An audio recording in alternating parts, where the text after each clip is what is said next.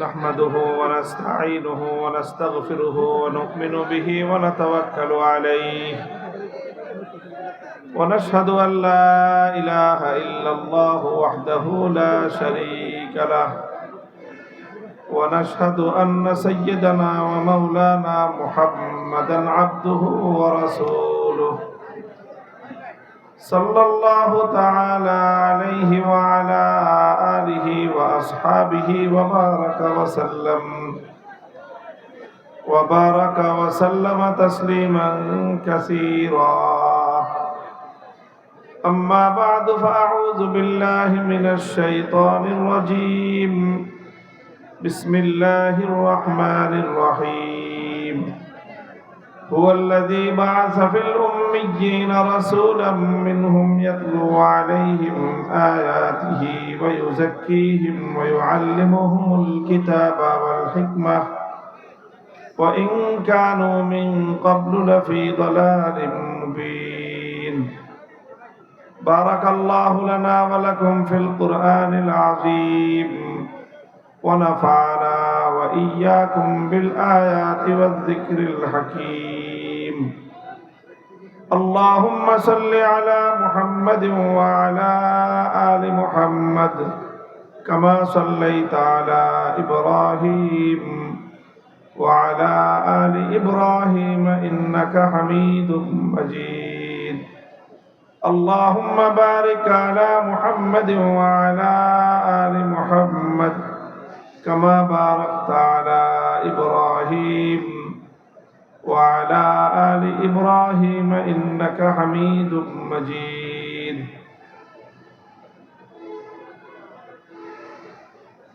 সম্মানিত সভাপতি, উপস্থিত হযরত উলামায়ে কেরাম, শ্রদ্ধাভাজন আমার বয়োজ্যেষ্ঠ মুরব্বী সাহেবান, সমবেত ইসলাম প্রিয়, কোরআন প্রেমিক, নবী প্রেমিক, তাওহীদি মুসলমান ভাই ও বন্ধুগণ,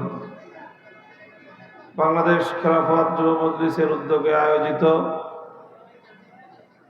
আজকের এই পবিত্র সিরাতুন নবী সাল্লাল্লাহু আলাইহি ওয়াসাল্লাম মাহফিলে আল্লাহ পাক রব্বুল আলামিন আমাদেরকে উপস্থিত হওয়ার তৌফিক দিয়েছেন। উলামায়ে কেরামের কাছ থেকে সিরাতুন নবী সাল্লাল্লাহু আলাইহি ওয়াসাল্লাম সম্পর্কে মূল্যবান আলোচনা শুনবার সুযোগ করে দিয়েছেন রব্বে করিমের বড়ই মেহেরবানি। এই জন্য আল্লাহ রাব্বুল আলামিনের দরবারে কালিমাতুশ শুকরের হাদিয়া পেশ করি আলহামদুলিল্লাহ। আমি আপনাদের সম্মুখে রাসূল আকরাম সাল্লাল্লাহু আলাইহি ওয়াসাল্লামের জীবন এবং তার জীবনের কর্মসূচি, জীবনের কার্যক্রম, আল্লাহর নবীর সিরাত সম্পর্কে পবিত্র কোরআনে কারীমে আল্লাহর পক্ষ থেকে নাজিলকৃত একটি আয়াত তেলাওয়াত করেছি সূরাতুল জুমআ থেকে। উল্লেখিত আয়াতের মধ্যে আল্লাহ পাক রব্বুল আলামিন আল্লাহর পক্ষ থেকে প্রেরিত আমাদের নবীর জীবনের মৌলিক কাজ কর্মসূচি সম্পর্কে একটা সংক্ষিপ্ত আলোকপাত আল্লাহ করেছেন। সংক্ষিপ্ত হলেও অত্যন্ত মৌলিক আলোচনা। আমরা জানি নবী আকরাম সাল্লাল্লাহু আলাইহি ওয়াসাল্লাম যেই যুগে, যেই সমাজে প্রেরিত হয়েছিলেন, সেই যুগ এবং সেই সমাজটা কোনো ভালো সুন্দর কোনো সমাজ ছিল না। সেই যুগটা অত্যন্ত ভয়াবহ এবং নৃশংস এক যুগ ছিল। ইতিহাসে সেই যুগটাকে বলা হয় আইয়ামে জাহেলিয়াত, বর্বরতার যুগ, অন্ধকার যুগ, হিংস্রতার যুগ। যত খারাপ অভিধা দেওয়া যায় সমস্ত খারাপ অভিধায় অভিহিত ছিল সেই সময়ের যুগগুলো। সেই সময়ের মানুষ ইতিহাসের নিকৃষ্টতম মানুষে পরিণত হয়েছিল। সেই বর্বর যুগের নিকৃষ্ট মানুষ, আর তার উপর আরব বেদুইনদের সময় না ছিল তাদের মধ্যে কোনো শিক্ষা, না ছিল কোনো সভ্যতা। এরকম একটা জাতির কাছে আল্লাহর নবী প্রেরিত হয়েছিলেন। মাত্র 23 বছর তিনি এমন কিছু কাজ করেছিলেন যেই কাজের মাধ্যমে আল্লাহর নবী এমন একটা জাতি, এমন একটা সমাজ গঠন করতে সক্ষম হয়েছিলেন, যেই যুগের পরিবর্তন তিনি করতে সক্ষম হয়েছিলেন, যেটা ছিল জাহিলিয়াতের যুগ, যেটা ছিল বর্বরতার যুগ, সেই যুগটা পৃথিবীর ইতিহাসের স্বর্ণযুগে পরিণত হয়ে গেল। যে মানুষগুলো সবচেয়ে বর্বর মানুষ ছিল, সেই মানুষগুলো পৃথিবীর ইতিহাসের সবচেয়ে সুন্দর, সোনার সফল মানুষে পরিণত হয়ে গেল। আজও পর্যন্ত পৃথিবী সেই মানুষগুলোর কথা স্মরণ করে এবং সেরকম সোনার মানুষ পৃথিবীতে আর কোনোদিন আসবে না। এটা কিভাবে সম্ভব হয়েছিল? রাসূল আকরাম সাল্লাল্লাহু আলাইহি ওয়াসাল্লাম এই আমূল পরিবর্তন কেমন ভাবে সাধন করেছিলেন, এটা আজ আমাদের জানার প্রয়োজন। কারণ আজ এখন আমরা যেই যুগে বসবাস করছি, এটাও একটা জাহিলিয়াতের যুগ, এটাও একটা বর্বরতার যুগ। সেই যুগের জাহিলিয়াতের সাথে আজকের যুগের জাহিলিয়াতের পার্থক্য হলো এই, সে যুগের জাহিলিয়াত ছিল প্রাচীনকালের জাহিলিয়াত, আর আজকের জাহিলিয়াত হলো আধুনিক যুগের জাহিলিয়াত। সেই জাহিলিয়াতটা ছিল শুধুমাত্র প্রাচীন যুগের একটা অসভ্যতার জাহিলিয়াত, আর আজকের যুগের জাহিলিয়াত এটা অত্যন্ত শক্তিশালী, এটা বিজ্ঞান নির্ভর, প্রযুক্তি নির্ভর শক্তিশালী এক জাহিলিয়াত। এই জাহিলিয়াতকে পরিবর্তন করে, এই জাহিলিয়াতকে পরাস্ত করে যদি আমরা চাই একটি সুন্দর পৃথিবী গড়তে, সুন্দর সমাজ গড়তে, আমাদেরকে আল্লাহ রাসূল সাল্লাল্লাহু আলাইহি ওয়াসাল্লামের সেই কর্মসূচির দিকে প্রত্যাবর্তন করা ছাড়া বিকল্প কোনো রাস্তা নাই। এই জন্য সিরাত মাহফিলের আলোচনার উদ্দেশ্য হলো যে আসুন আমরা চেষ্টা করব যে আমরা আল্লাহ রাসূল সাল্লাল্লাহু আলাইহি ওয়াসাল্লামের পালিত কর্মসূচিকে আমাদের জীবনের কর্মসূচি হিসেবে গ্রহণ করে আমরাও আমাদের জীবনকে সেভাবে পরিচালিত করব। আমাদের সমাজে আমরা সেই কাজ বাস্তবায়ন করব যেই কর্মসূচির মাধ্যমে নবী আকরাম সাল্লাল্লাহু আলাইহি ওয়াসাল্লাম সেই জাহিলিয়াতকে পরিবর্তন করে একটি শান্তি সুখের সমাজ গড়েছিলেন। আমরাও আজকের এই নব্য জাহিলিয়াতকে পরাস্ত করে এই জাহিলিয়াতের কবর রচনা করে তার উপর শান্তির নীড় তৈরি করব ইনশাআল্লাহ। আল্লাহ পাক রব্বুল আলামিন আমাদেরকে বুঝবার তৌফিক দান করেন। মুহতারাম হাজিরিন, আমরা বলে থাকি কোরআনে কারীমের যে আয়াত আমি তেলাওয়াত করেছি আপনাদের সম্মুখে, সেই আয়াতের মধ্যে আল্লাহ রাসূল সাল্লাল্লাহু আলাইহি ওয়াসাল্লামের জীবনের কিছু মৌলিক কর্মসূচির কথা তুলে ধরা হয়েছে। আল্লাহ নিজেই বলেছেন, হুয়াল্লাযী বা'আসা ফিল উম্মিয়্যিনা রাসূলাম মিনহুম ইয়াতলু আলাইহিম আয়াতিহি ওয়া ইউযাক্কিহিম ওয়া ইউআল্লিমুহুমুল কিতাবা ওয়াল হিকমাহ ওয়া ইন কানু মিন ক্বাবলু লাফী দালালিম মুবিন। আল্লাহ পাক রব্বুল আলামিন আল্লাহর নবীকে সবচেয়ে শক্তিশালী যে জিনিসটা দিয়েছিলেন দুনিয়ার মানুষের সংশোধনের জন্য, দুনিয়ার অবস্থা পরিবর্তন করার জন্য, দুনিয়ার মানুষকে বর্বর যুগ থেকে আলোর যুগে নিয়ে আসার জন্য শক্তিশালী, সবচেয়ে শক্তিশালী যেই হাতিয়ার আল্লাহ রব্বুল আলামিন তার নবীকে দিয়েছিলেন, সেই শক্তিশালী মাধ্যমের নাম হলো কিতাবুল্লাহ তথা আল্লাহর কোরআনে কারীম। এই কোরআন, এটাই ছিল নবী আকরাম সাল্লাল্লাহু আলাইহি ওয়াসাল্লামের জীবনের, তার বিপ্লবের প্রধান হাতিয়ার। কোরআনকে কেন্দ্র করে, এই কোরআনকে দিয়েই আল্লাহর নবী তার সে ঐতিহাসিক বিপ্লব সাধন করেছিলেন। কোরআনকে কেন্দ্র করে নবী আকরাম সাল্লাল্লাহু আলাইহি ওয়াসাল্লাম 4টি কাজ করেছেন। কয় কাজ? 4 কাজ করেছেন। আল্লাহর কোরআনকে কেন্দ্র করে, কোরআনের উপর আল্লাহর নবী 4টি মেহনত করেছেন। এবং সেই 4 মেহনত উম্মতের মধ্যে তিনি জিন্দা করেছেন। প্রথম মেহনত হলো ইয়াতলু আলাইহিম আয়াতিহি, আল্লাহর নবী উম্মতের মধ্যে, আল্লাহর বান্দাদের মধ্যে আল্লাহর কোরআনের তেলাওয়াতকে তিনি ব্যাপকভাবে শিক্ষা দান করেছেন। মানুষকে আল্লাহর কোরআনের তেলাওয়াত শিক্ষা দিয়েছেন। তিনি উম্মতকে কোরআনের তেলাওয়াত শুনিয়েছেন। কোরআনের তেলাওয়াত শেখানো, কোরআনের তেলাওয়াত শোনানো, এটা হলো নবী আকরাম সাল্লাল্লাহু আলাইহি ওয়াসাল্লামের সর্বপ্রথম বুনিয়াদী কর্মসূচি। কোরআনের তেলাওয়াতের মাধ্যমেই নবী আকরাম সাল্লাল্লাহু আলাইহি ওয়াসাল্লাম তার বিপ্লবী কর্মসূচির সূচনা করেছিলেন। কোরআনে কারীমের তেলাওয়াতের মধ্যে আল্লাহ পাক রব্বুল আলামিন এমন একটা শক্তি রেখেছেন যে এই তেলাওয়াত এটা মানুষের বদ্ধ দুয়ারকে, হৃদয়ের বদ্ধ দুয়ারকে খুলে দিয়ে মানুষের অন্ধকার হৃদয়ের মধ্যে আলো প্রজ্বলিত করে দেয়। এই জন্য নবী আকরাম সাল্লাল্লাহু আলাইহি ওয়াসাল্লামের সর্বপ্রথম কর্মসূচি হলো তেলাওয়াতে কিতাবুল্লাহ তথা কোরআনে কারীমের তেলাওয়াত। এবং এটা হলো নবী আকরাম সাল্লাল্লাহু আলাইহি ওয়াসাল্লামের একটা স্বয়ং সম্পন্ন কর্মসূচি। শুধু তেলাওয়াতে কিতাবুল্লাহ, এটাই আল্লাহর নবীর বিপ্লবী কর্মসূচির সবচেয়ে বুনিয়াদী কর্মসূচি ছিল।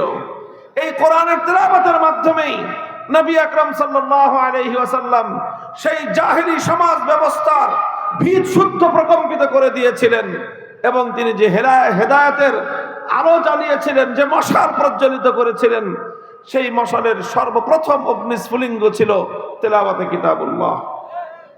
কোরআনে কারীমের তেলাওয়াতের মধ্যে আল্লাহ পাক রব্বুল আলামিন সেই প্রভাব রেখেছেন, সেই শক্তি রেখেছেন। আমাদের মধ্যে অনেক মানুষ রয়েছে এমন যারা মনে করে যে কোরআনে কারীমের তেলাওয়াত এটা, অনেকে তো এরকম বলেও থাকে যে অর্থ না বুঝে শুধু কোরআনে কারীমের তেলাওয়াত করে কোনো লাভ নেই। নাউজুবিল্লাহ। কোরআনে কারীমের তেলাওয়াত এটা একটা স্বয়ং সম্পন্ন কর্মসূচি। কোরআনের অর্থ বোঝা এটা আরেকটা কর্মসূচি, আর কোরআন তেলাওয়াত করা এটা একটা কর্মসূচি। কাজেই কেউ যদি কোরআনের অর্থ বুঝতে পারে ভালো কথা, কোরআনের মর্ম এবং অর্থ যদি নাও বুঝে, এরপরও কোরআনে কারীমের তেলাওয়াত এটা একটা বিপ্লবী কর্মসূচি। এটা মানুষের মধ্যে আমূল পরিবর্তন করবার বুনিয়াদী কর্মসূচি হলো কোরআনে কারীমের তেলাওয়াত। এই জন্য যারা মনে করে যে না বুঝে পড়লে কোরআনে কারীমের তেলাওয়াতের দ্বারা কোনো লাভ নেই, তারা মূলত আল্লাহর কোরআনকে অবমূল্যায়ন করে। তারা কোরআনে কারীমকে দুনিয়ার আর 10টা গ্রন্থের সঙ্গে একই পাল্লায় পরিমাপ করে। তারা মনে করে যেরকম সাহিত্যের বই না বুঝে পড়লে সাহিত্যের স্বাদ পাওয়া যায় না, কবিতার বই না বুঝে পড়লে কাব্যের আনন্দ পাওয়া যায় না, উপন্যাসের বই না বুঝে পড়লে উপন্যাসের চরিত্র বোঝা যায় না, গল্পের বই না বুঝে পড়লে কেউ গল্পের মজা পাবে না, বিজ্ঞানের বই না বুঝে পড়লে বিজ্ঞান শিখতে পারবে না, মেডিকেল সায়েন্সের বই না বুঝে পড়লে ডাক্তারি বিদ্যা জানা হবে না। তারা মনে করেছে এই সব বিষয়ের মতো কোরআনে কারীম এরকম যে না বুঝে পড়লে বুঝি কোরআনে কারীমের কোনো লাভ হবে না। তা নয়, অন্য সকল বিষয়ের বই না বুঝে পড়লে কোনো লাভ নাই। দুনিয়াতে একমাত্র গ্রন্থ আল্লাহর কোরআন, এটা বুঝে পড়লেও যেরকম মানুষের অন্তরের মধ্যে প্রভাব তৈরি করে, না বুঝে পড়লেও কোরআনের তেলাওয়াতের মধ্যে এমন একটা পাওয়ার আছে যে এই পাওয়ার যার অন্তরের মধ্যে প্রবেশ করবে, এই কোরআনের তেলাওয়াত যার কর্ণকুহরে প্রবেশ করবে, এটা মানুষের অন্তরের মধ্যে গিয়ে আঘাত করবেই এবং মানুষের হৃদয়ের বদ্ধ দুয়ার উন্মুক্ত করার ক্ষেত্রে পৃথিবীতে কোরআনে কারীমের চেয়ে শক্তিশালী আর কিছু নাই। হাদিসের কিতাবগুলোর মধ্যে তার অসংখ্য দৃষ্টান্ত খুঁজে পাওয়া যায়। সাহাবায়ে কেরামের জীবনীতে অসংখ্য দৃষ্টান্ত খুঁজে পাওয়া যায়। হযরতে আবু বকর রাদিয়াল্লাহু তাআলা আনহুর জীবন ইতিহাসে ঘটনা পাওয়া যায়। একবার আবু বকর সিদ্দিক রাদিয়াল্লাহু আনহু তিনি মক্কা ছেড়ে চলে যাচ্ছেন। রাস্তার মধ্যে এক লোকের সঙ্গে দেখা, একজন নেতৃস্থানীয় লোক, নাম হলো তার ইবনুদ দাগিনা। সে বলল, আবু বকর কোথায় যাও? তিনি বললেন যে আমি মক্কায় থাকবো না। কেন থাকবেন না? মক্কার মানুষ জুলুম এবং নির্যাতন করে, অন্যায় এবং অত্যাচার করেছে আমার উপর, আমাকে ত্যক্ত বিরক্ত করে দিয়েছে, এই জন্য আমি আর মক্কায় থাকবো না, মক্কা ছেড়ে চলে যাচ্ছি। ইবনু দাগিনা বলল যে না, আবু বকর তোমার মতো লোক মক্কা ছেড়ে চলে যেতে পারে না। তুমি মক্কার মধ্যে মানুষের উপকার করো, অনাহারীকে আহার তুলে দাও, অভাবগ্রস্তের অভাব দূর করো, তুমি অসুস্থ মানুষের চিকিৎসা করো, তুমি মানুষকে সাহায্য করো। তোমার মতো এরকম সোনার মানুষ, মাটির মতো নরম মানুষ, পরোপকারী মানুষ যদি মক্কা থেকে চলে যায়, এটা মক্কার অধিবাসীদের জন্য একটা কলঙ্কের বিষয় হবে, বদনাম হবে তাদের। তুমি মক্কা ছেড়ে চলে যেও না। তোমার কি সমস্যা, চলো আমি সমাধান করে দিচ্ছি। ইবনু দাগিনা নামক সেই সরদার আবু বকর রাদিয়াল্লাহু আনহুকে সঙ্গে করে মক্কায় ফিরে আসলেন। এসে মক্কাবাসীকে বললেন যে দেখো, আবু বকর সে একজন ভালো মানুষ, তার মতো এরকম সোনার মানুষ হয় না। এই লোকটাও যদি তোমাদের অত্যাচারে অতিষ্ঠ হয়ে মক্কা ছেড়ে চলে যায়, তাহলে গোটা আরবের মধ্যে মক্কার মানুষের বদনাম হয়ে যাবে যে আরো আবু বকরের মতো একজন ভালো মানুষ মক্কায় থাকতে পারে নাই। এই জন্য আবু বকর মক্কায় থাকবে, আমি দায়িত্ব নিচ্ছি, তোমরা কেউ আবু বকরকে ডিস্টার্ব করবে না। মক্কার লোকেরা বলল যে ঠিক আছে, আবু বকর থাকবে, থাকুক। আবু বকর আমাদের বাপদাদার ধর্ম ত্যাগ করে মুহাম্মদের ধর্ম গ্রহণ করেছে সাল্লাল্লাহু আলাইহি ওয়াসাল্লাম, আমরা না হয় সেটাও মেনে নিলাম। আবু বকর মুহাম্মদের ধর্ম প্রচার করে, আমরা না হয় সেটাও মেনে নিলাম। কিন্তু আবু বকরকে আমাদের একটা শর্ত মানতে হবে। কি শর্ত? যে আবু বকর কোরআন তেলাওয়াত করে, কোরআন তেলাওয়াত করুক, সেটা নিয়ে আমরা আপত্তি করব না। তবে শর্ত হলো আবু বকর কোরআন তেলাওয়াত করবে তার ঘরের মধ্যে দরজা জানালা বন্ধ করে। সে ঘরের বাইরে বারান্দায় অথবা উঠোনে দাঁড়িয়ে কোরআনে কারীমের তেলাওয়াত করে, এইভাবে উন্মুক্ত স্থানে সে কোরআন তেলাওয়াত করতে পারবে না। ইবনু দাগিনা জানতে চাইলো কারণ কি? ঘরের মালিক আবু বকর, ঘরের উঠোনের মালিক আবু বকর, তার জায়গায় সে দাঁড়িয়ে কোরআন তেলাওয়াত করবে, তোমাদের সমস্যা কি? মক্কার লোকেরা জবাব দিল যে না, আবু বকর ঘরের উঠোনে দাঁড়িয়ে কোরআন তেলাওয়াত করতে পারবে না, কারণ সে যদি উন্মুক্ত স্থানে দাঁড়িয়ে আল্লাহর কোরআন তেলাওয়াত করা শুরু করে, আবেগ মাখা কণ্ঠে যখন আবু বকর কোরআনে কারীমের তেলাওয়াত করে, তখন অবস্থাটা এমন হয় চুম্বক যেরকম লোহাকে তার নিজের দিকে আকর্ষণ করতে আরম্ভ করে। আবু বকর যখন তার ঘরের উঠোনে দাঁড়িয়ে আবেগ মাখা কণ্ঠে হৃদয় উজাড় করে দিয়ে কণ্ঠ খুলে আল্লাহর কোরআনের তেলাওয়াত করতে আরম্ভ করে, তখন আমরা আমাদের ঘরগুলোতে আমাদের ছোট ছোট শিশু সন্তানদেরকে পর্যন্ত আটকে রাখতে পারি না। চুম্বক যেরকম লোহাকে তার নিজের দিকে আকর্ষণ করতে থাকে, ঠিক তেমনি ভাবে আবু বকরের কোরআনের তেলাওয়াত আমাদের ঘরগুলো থেকে ছোট ছোট সন্তানদেরকে পর্যন্ত আকর্ষণ করে আবু বকরের ঘরের দিকে টেনে নিয়ে যায়। আমরা এটা বরদাস্ত করতে পারবো না। আমাদের ঘরগুলো থেকে আমাদের নারীরা, আমাদের শিশুরা পর্যন্ত আবু বকরের ঘরের দিকে পঙ্গপালের মতো ছুটতে আরম্ভ করবে, আর আল্লাহর কোরআনের তেলাওয়াত শুনে শুনে তারা এভাবে জাহেলিয়াতের পথ ছেড়ে দিয়ে আলোর পথের দিকে তারা অনুসারী হবে, আলোর পথের দিশারি হবে। এটা কোশ্চিন কালেও আমরা বরদাস্ত করতে পারি না।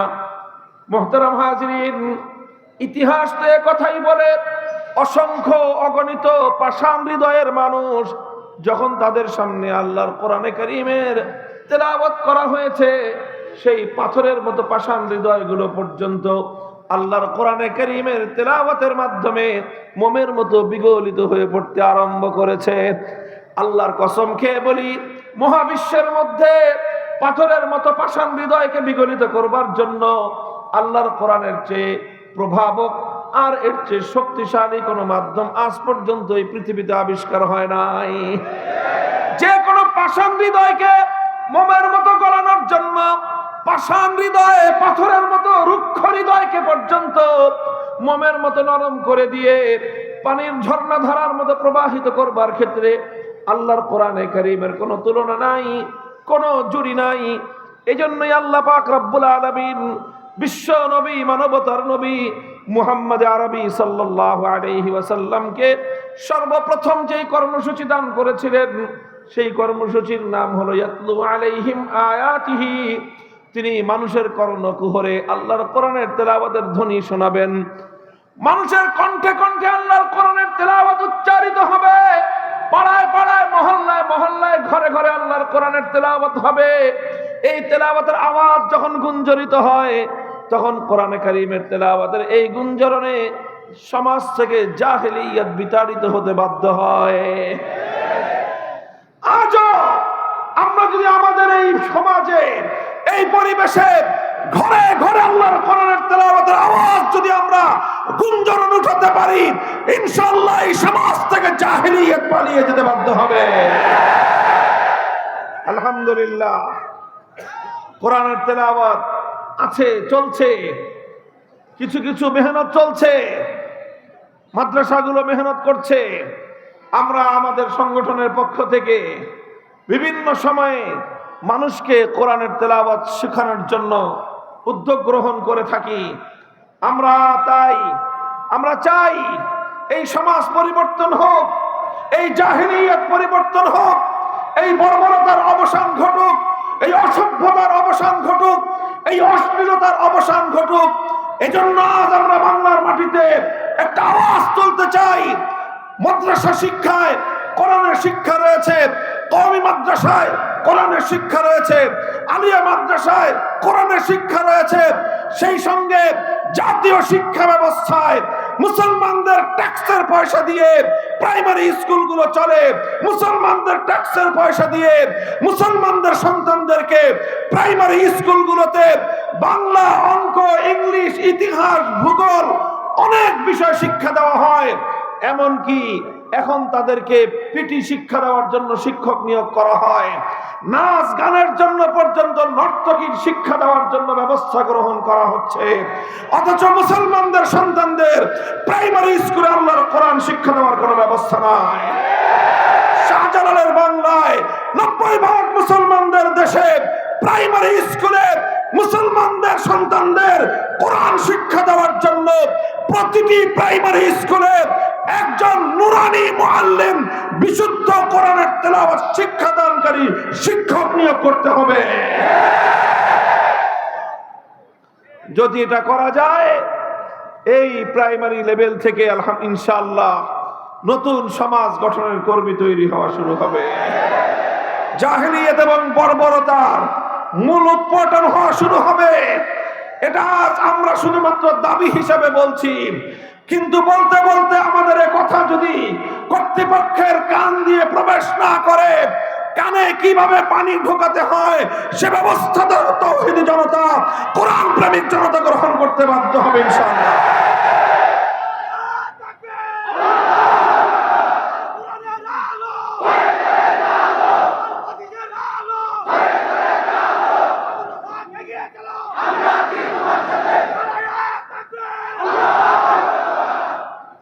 মুহতারাম হাজিরিন, বলতেছিলাম নবী আকরাম সাল্লাল্লাহু আলাইহি ওয়াসাল্লামের সর্বপ্রথম কর্মসূচি ছিল তিলাওয়াতে কিতাবুল্লাহ। এই জন্য আমরাও বলি আল্লাহর কোরআন পড়ুন সবাই, কোরআন তেলাওয়াত করুন সবাই।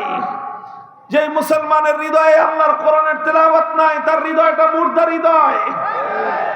ওই মুসলমান একজন মুর্দা মুসলমান। আমরা জিন্দা মুসলমান চাই। মুহতারাম হাজিরিন, কোরআনে কারীমের তেলাওয়াত ঘরে ঘরে আওয়াজ উচ্চারণ করেন। ঘরে ঘরে আল্লাহর কোরআনের তেলাওয়াতের আওয়াজ উচ্চারিত হোক। মুমিনের প্রত্যেকটা সন্তানের কণ্ঠে কণ্ঠে আল্লাহর কোরআনের তেলাওয়াতের গুঞ্জরণ হোক। কথা বলেন ঠিক কিনা? নবী করিম সাল্লাল্লাহু আলাইহি ওয়াসাল্লামের 2 নম্বর কর্মসূচি যেটা ছিল, ওয়ায়ুআল্লিমুহুমুল কিতাব। তিনি কোরআন তেলাওয়াত শিক্ষা দেওয়ার পরে এরপরে উম্মতকে কোরআনের মর্ম শিখিয়েছেন, কোরআনের মর্ম বুঝিয়েছেন, কোরআনের ব্যাখ্যা বুঝিয়েছেন। কোরআনের ব্যাখ্যা শিক্ষা দেওয়া, কোরআন বোঝা, এটাও মুমিনের অনেক বড় দায়িত্ব এবং জিম্মাদারি। কোরআন যদি একজন মানুষ বুঝতে পারে, আল্লাহ পাক রব্বুল আলামিন মানব জাতিকে লক্ষ্য করে কি বার্তা প্রেরণ করলেন, আল্লাহর বান্দাদের আল্লাহর বার্তাটা বুঝবার দরকার আছে না নাই? বলেন, আল্লাহর পক্ষ থেকে আল্লাহর বান্দাদের উদ্দেশ্যে যেই বার্তা আসলো, যেই পয়গাম আসলো, আপনার রব আপনার নিকট একটা পয়গাম প্রেরণ করলেন, এই পয়গামটা আপনার এবং আমার বুঝার দরকার আছে না নাই? মোহতারাম হাজির, এখন তো ডিজিটাল যুগ, এখন তো আর মানুষ চিঠিপত্র লেখে না, কিন্তু আগে এক সময় মানুষের যোগাযোগের মাধ্যম ছিল চিঠিপত্র। কথা বলেন ঠিক কিনা? যারা প্রবাসে থাকতো, হ্যাঁ, ইউরোপে, আমেরিকায়, মধ্যপ্রাচ্যে, সৌদি আরব, কুয়েত, কাতার, লিবিয়া, সিরিয়া, ইরাক, এই সমস্ত দেশে থাকতো, তো এখান থেকে কখনো মা তার সন্তানের উদ্দেশ্যে চিঠি লিখতো, অথবা সন্তানের পক্ষ থেকে মায়ের কাছে চিঠি আসতো। গ্রাম বাংলার অনেক মায়েরা শিক্ষা দীক্ষা জানতো না, পড়ালেখা করতে পারতো না, নিজে চিঠিটা পড়তেও পারে না, কিন্তু কোনো একটা সন্তান যখন তার মায়ের কাছে একটা চিঠি লিখতো, বা এখনো যদি কোনো সন্তান তার মায়ের কাছে চিঠি লেখে, তো মা ওই চিঠিটা নিজে পড়তে পারে না, গ্রামে যে লোকটা পড়ালেখা করতে পারে তার কাছে নিয়ে যায়, একটু পড়ে শোনাও আমার বাবা, আমার সন্তান কলিজার টুকরা কি লিখে পাঠিয়েছে। মা একবার শুনে তার হৃদয় জুড়ায় না, বলে আবার পড়ো। আবার শুনেছে, তাও হৃদয় জুড়ায় না, বলে আবার পড়ো। বারবার একজন মা তার সন্তানের পক্ষ থেকে প্রেরিত একটা পয়গাম, একটা চিঠি শুনতে চায়, কারণ সন্তানকে ভালোবাসে মা। সেই সন্তান মাস মাস ধরে, বছরের পর বছর ধরে প্রবাসে থাকতেছে, ওই সন্তানের পক্ষ থেকে একটা চিঠি আসলে সেই চিঠির মর্ম বুঝবার জন্য, সেই চিঠির কথাগুলো একবার একটু মায়ের কানে শুনবার জন্য, সেই চিঠির কথাগুলো একবার একটু পড়বার জন্য একজন মা অধীর হয়ে যায়। কথা বলেন ঠিক কিনা? মুহতারাম হাজিরিন, তো একজন মা যেরকম তার সন্তানের পক্ষ থেকে প্রেরিত একটা পয়গাম বারবার বুঝবার জন্য অধীর আগ্রহ নিয়ে সে অপেক্ষার প্রহর গুনতে থাকে, বুঝবার জন্য সে পাগল পারা হয়ে যায়, অথচ আমাদের নিকট আমাদের রব্বুল আলামিন কোরআনে কারীমের মতো এরকম এক মহান পয়গাম দুনিয়ার প্রত্যেকটা মানুষকে উদ্দেশ্য করে আল্লাহ পাক রব্বুল আলামিন আরশের উপর থেকে প্রেরণ করলেন। আমরা বহু মানুষ এমন আছি, অসংখ্য মানুষ এমন আছে যারা সাধারণ শিক্ষিত বা অশিক্ষিত, তাদের কথা বাদই দিলাম, যারা শিক্ষিত, পড়াশোনা করার অভ্যাস, হাজার হাজার বইপত্র অনেকে পড়েছে, অনেকে আছে এমন গল্পের বই, উপন্যাসের বই পড়ে সব শেষ করে ফেলেছে, বঙ্কিমচন্দ্র থেকে শুরু করে হুমায়ুন আহমেদ পর্যন্ত কোনোটা বাদ রাখে নাই। হাজার হাজার বই পড়েছে, বিজ্ঞানের বই পড়েছে, সায়েন্স ফিকশনের বই পড়েছে, মেডিকেল সায়েন্সের বই ডাক্তাররা পড়তে পড়তে বুড়ো হয়ে যায়, পরীক্ষা শেষ হয় না। কথা বলেন ঠিক কিনা? পড়ুক, পড়াশোনা করা ভালো, কিন্তু বড় আশ্চর্য এবং হৃদয় বিদারক কথাটা হলো এই, অসংখ্য মানুষ এমন আছে সারাটা জীবন অতিক্রান্ত হয়ে গেছে, কিন্তু অন্তত একবারের জন্য হলেও আল্লাহর কোরআনে কারীমের সূরা ফাতিহা থেকে সূরা নাস পর্যন্ত পূর্ণ কোরআনটা একবার অন্তত অনুবাদ দেখে হলেও বুঝে পড়বার চেষ্টা করে নাই। একজন মুসলমানের জন্য এর চেয়ে বড় লজ্জার কোনো বিষয় হতে পারে না। এই জন্য আমাদের সকলের দায়িত্ব হলো কোরআনকে একটু বুঝার চেষ্টা করা, অল্প অল্প করে হলেও প্রতিদিন এক আয়াত, দুই আয়াত করে আপনি অনুবাদ পড়বেন। হক্কানি উলামায়ে কেরাম কোরআনে কারীমের অনুবাদ লিখেছেন, তাফসীর লিখেছেন, যে কোনো একটা নির্ভরযোগ্য তাফসীর অনুবাদ সংগ্রহ করে রেখে সেই অনুবাদ এবং তাফসীর একটু একটু করে পড়বেন। সবাই পড়বেন, মুসলমান পুরুষ হোক নারী হোক। যদি একজন মানুষ আল্লাহর কোরআনকে একটু একটু করে বুঝতে থাকে, অভিজ্ঞতার আলোকে দেখা গিয়েছে যে কোরআনের বাণীগুলো একজন মানুষের হৃদয়ে যেভাবে আঘাত করে, একজন মানুষকে যেভাবে হেদায়েতের পথের দিকে আকর্ষণ করে, পৃথিবীতে কোরআনে কারীমের মতো হেদায়েতের দিকে আকর্ষণ সৃষ্টিকারী এমন শক্তিশালী দ্বিতীয় কোনো জিনিস নেই। ওয়া ইউআল্লিমুহুমুল কিতাব, আল্লাহর পয়গম্বরের 2 নম্বর দায়িত্ব হলো উম্মতকে যে কোরআনের তেলাওয়াত শেখালেন, এবার তিনি সেই কোরআনের মর্ম বোঝাবেন, মর্ম শেখাবেন, তাফসীর করবেন। আলহামদুলিল্লাহ সুম্মা আলহামদুলিল্লাহ, একদিকে এখন যেমনি ভাবে উলামায়ে কেরাম এবং আমরা চেষ্টা করে যাচ্ছি মুসলমানদের সন্তানদেরকে আল্লাহর কোরআনে কারীমের বিশুদ্ধ তেলাওয়াত শিক্ষা দেওয়ার জন্য, সেই সঙ্গে মুসলিম জাতি যেন আল্লাহর কোরআন বুঝতে পারে তার জন্য অসংখ্য অগণিত পদক্ষেপ রয়েছে। তাফসীর গ্রন্থ লিখছেন উলামায়ে কেরাম, অনুবাদ গ্রন্থ লিখে লিখে প্রচার করছেন উলামায়ে কেরাম, তাফসীর মাহফিলগুলো হচ্ছে আল্লাহর কোরআনের পয়গাম বোঝানোর জন্য। মসজিদে মসজিদে তাফসীর হয়, মানুষকে কোরআনের পয়গাম বোঝানোর জন্য। ও উম্মতে মুহাম্মাদিয়া, যদি তোমরা সফলতা চাও, কামিয়াবি চাও, আল্লাহর কোরআনকে বুঝবার চেষ্টা করো। কোরআন তোমাকে এবং আমাকে, গোটা উম্মতকে সফলতার রাস্তরণের দিকে নিয়ে যাবে ইনশাআল্লাহ। চেষ্টা করবেন তো কোরআন বুঝার? এটা গেল 2 নম্বর কাজ। আল্লাহর পয়গম্বরের 3 নম্বর কাজ যেটা, এটা খুব গভীর মনোযোগ দিয়ে শুনেন, বুঝেন। আল্লাহর নবী শুধু কোরআন তেলাওয়াত করে দায়িত্ব শেষ করেন নাই, শুধু কোরআন তাফসীর করে, ব্যাখ্যা করে, কোরআন বয়ান করে বুঝিয়ে দিয়ে আল্লাহর নবীর দায়িত্ব শেষ হয় নাই।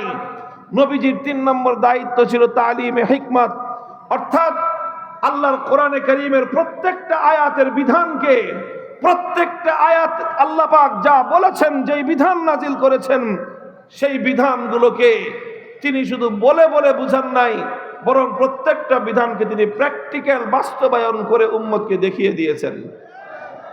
একটা জিনিস আমি বলি যে কোরআনে কারীম এটা হলো একটা প্র্যাকটিক্যাল কিতাব। কোরআন কি বলেন তো? কি বললাম? একটা প্র্যাকটিক্যাল কিতাব।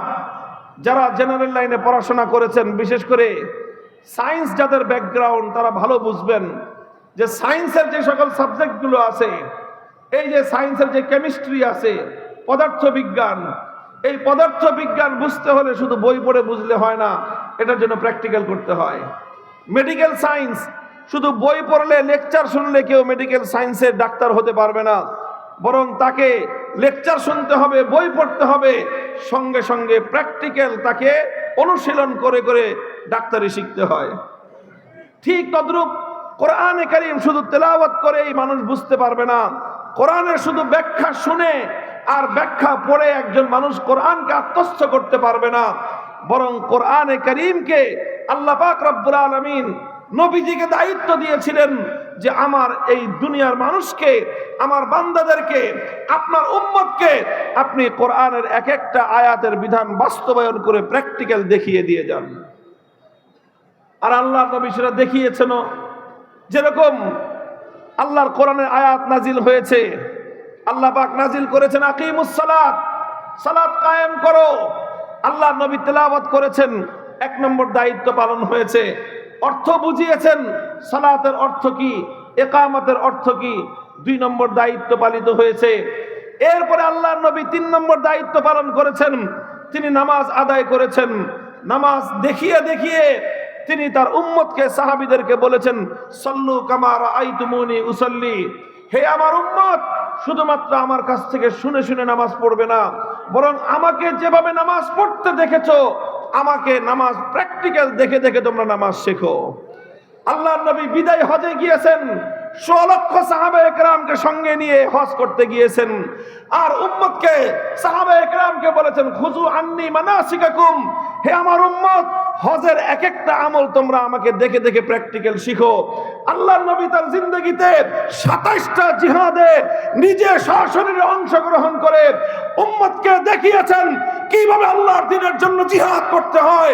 উম্মতকে শিখিয়েছেন, প্র্যাকটিক্যাল দেখিয়েছেন কিভাবে আল্লাহর দ্বীনের জন্য রক্ত দিতে হয়। প্র্যাকটিক্যাল দেখিয়েছেন কিভাবে আল্লাহর দ্বীনের জন্য ত্যাগের কোরবানি স্বীকার করতে হয়। দেখিয়েছেন কিভাবে বাতিলের মোকাবেলা করতে হয়, কিভাবে কুফর এবং তাগুতের বিরুদ্ধে সিনা টান করে সামনের সম্মুখের সারিতে গিয়ে যুদ্ধের ময়দানে বুক টান করে বাতিলের মোকাবেলা করতে হয়। এটা শুধু মুখে বর্ণনা করে, বয়ান দিয়ে আল্লাহর নবী বোঝান নাই, প্র্যাকটিক্যাল করে করে তিনি দেখিয়েছেন।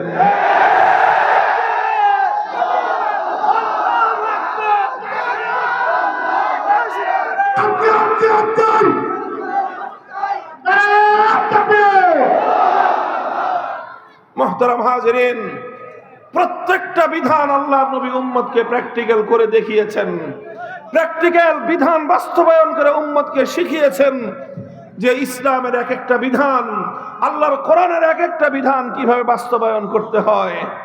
এই জন্য যারা আল্লাহর কোরআনের অনুসারী, যারা আল্লাহর কোরআনের সৈনিক, বিশেষ করে যারা আলেম সমাজ, উম্মতকে কোরআন বোঝানো যাদের দায়িত্ব, উম্মতকে কোরআন বোঝানো যাদের দায়িত্ব, যারা ওয়ারাসাতুল আম্বিয়া, যারা নবীদের উত্তরসূরি, যারা নায়েবে নবী, তাদেরকে ঐতিহাসিক দায়িত্ব বুঝে নিতে হবে। শুধু জনগণকে কোরআন তেলাওয়াত করে শিখিয়ে দিলেই দায়িত্ব শেষ নয়। তেলাওয়াতের পরে জনগণকে, জাতিকে কোরআনের মর্ম বোঝাতে হবে, তাফসীর বোঝাতে হবে, কোরআনের মর্ম এবং ব্যাখ্যা বোঝাতে হবে। কোরআনের ব্যাখ্যার মর্ম বুঝিয়েই আলেম সমাজের দায়িত্ব সমাপ্ত হবে না, বরং 3 নম্বর দায়িত্ব আলেম সমাজকেও পালন করতে হবে। আল্লাহর কোরআনের এক একটা বিধানকে অক্ষরে অক্ষরে আল্লাহর জমিনে প্র্যাকটিক্যাল ভাবে বাস্তবায়ন করে জাতিকে কোরআন কিভাবে বাস্তবায়ন করতে হয় সেটা দেখাতে হবে, সেটা শেখাতে হবে। আর এই জায়গায় এসেই আলেম সমাজের কোরআনের ধারক বাহকদের সঙ্গে যারা শয়তানের অনুসারী, তাদের সংঘাত তৈরি হয়ে যায়। যারা আল্লাহর কোরআনকে আল্লাহর জমিন থেকে নিশ্চিহ্ন করতে চায়, যারা কোরআনী সমাজ গড়বার ক্ষেত্রে অন্তরায় এবং বাধা তৈরি করতে চায়, তারা সাধারণত কোরআনের তেলাওয়াত কিংবা কোরআনের ব্যাখ্যার ততটা বিরোধিতা করে না, যতটা বিরোধিতা করে যখনই আমি কোরআনের এক একটা বিধান আল্লাহর জমিনে বাস্তবায়ন করতে যাব, তখনই তারা আমার পথে অন্তরায় হয়ে দাঁড়াবার চেষ্টা করে। তারা চেষ্টা করবে, তারা কাজ করবে তাদের শয়তানের পক্ষে, তারা কাজ করবে আল্লাহর কোরআনের বিপক্ষে, তারা কাজ করবে কোরআনের এক একটা বিধান বাস্তবায়নের ক্ষেত্রে বাধা হয়ে দাঁড়াবে। তারা যদি আল্লাহর কোরআনের এক একটা বিধান বাস্তবায়নের ক্ষেত্রে বাধা হয়ে দাঁড়াতে পারে, শয়তানের দোসররা যদি শয়তানের নির্দেশ বাস্তবায়ন করতে গিয়ে আল্লাহর কোরআনের পথে অন্তরায় হয়ে দাঁড়াতে পারে, আল্লাহর বান্দারা আল্লাহর কোরআনের এক একটা বিধান বাস্তবায়ন করার জন্য শয়তানের দোসরদের মোকাবেলায় রাজপথে নামতে তারাও প্রস্তুত থাকতে হবে।